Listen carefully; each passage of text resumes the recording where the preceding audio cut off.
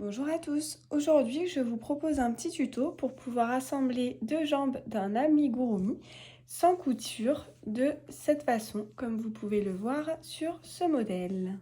Alors dans votre patron, il va certainement vous être demandé de faire les deux jambes d'abord, ce qui est plus logique. Donc moi je les ai faites. Alors sur la première, j'ai coupé mon fil et je vais venir faire un nœud avec mon aiguille à laine.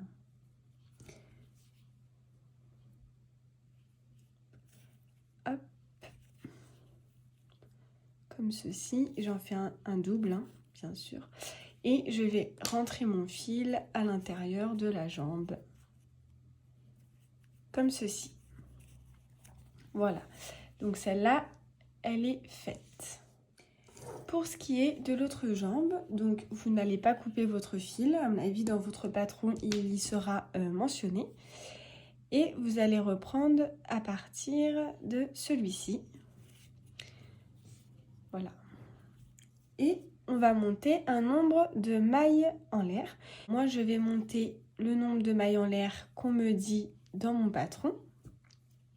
Une fois que c'est fait, je vais aller prendre ma première jambe et je vais piquer mon crochet dans n'importe laquelle des mailles de l'extrémité. Alors, peu importe, hein, vraiment. Et je vais venir faire une maille serrée, comme ceci. Donc là, rien qu'en faisant cela, mes deux jambes sont déjà accrochées.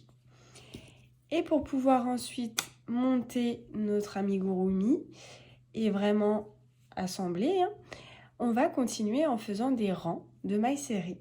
Alors soit dans votre patron, vous allez avoir juste des rangs de mailles serrées ou alors vous pouvez aussi avoir des rangs de mailles serrées plus des diminutions ou bien des augmentations suivant le résultat final.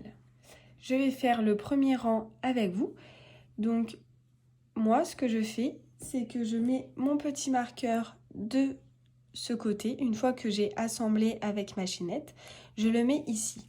Parce que un rang, alors pour ma part, hein, dans les patrons que moi je fais, le prochain rang va comporter le tour de la première jambe, ce côté de la chaînette, le tour de la deuxième jambe, ici, et le deuxième côté de la chaînette.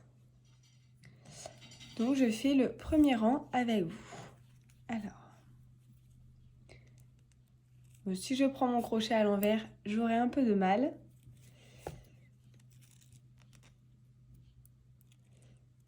Allez, c'est parti. Donc là, je vais faire mon tour de la première jambe.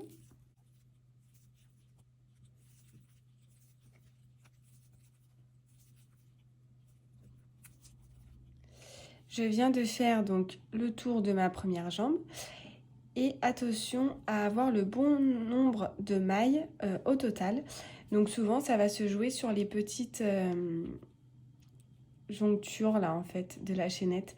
Souvent, on va piquer dans une maille où on n'aurait pas dû. Donc en fait, le nombre de mailles que vous allez avoir au total, ça va vraiment être le nombre de la première jambe. Plus, par exemple, si vous avez une chaînette de 5 mailles en l'air, vous allez avoir 5 mailles serrées de ce côté et 5 mailles serrées de l'autre. Donc, vous allez rajouter 10 mailles. Donc, vous allez avoir le premier tour de la première jambe, le nombre multiplié par 2, plus le nombre de la deuxième maille, de la deuxième jambe. Donc là, j'ai compté, j'ai bien le bon nombre sur ma première jambe. Maintenant, je vais pouvoir continuer en me mettant exactement à l'endroit de mes mailles en l'air et je vais en compter le même nombre.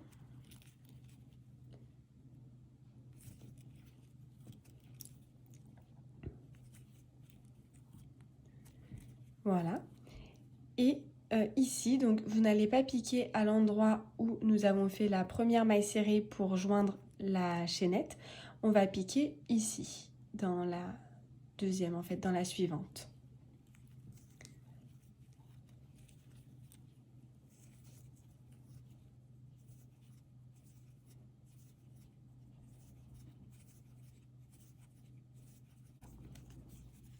Arrivé donc de ce côté, nous allons faire le deuxième côté de notre chaînette. Donc pareil, j'ai calculé en même temps, j'ai bien le bon nombre de ma jambe. Donc pas de souci pour l'instant. Je vais maintenant faire les mailles serrées sur ma chaînette, exactement au même endroit.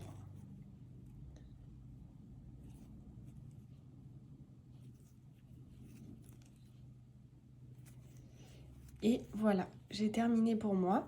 Donc votre prochain rang, il ne débutera pas dans, alors on voit un petit peu mal, dans celle-ci, hein, parce que ça va être la première maille où on a commencé la chaînette, mais il va commencer dans celui-ci en fait.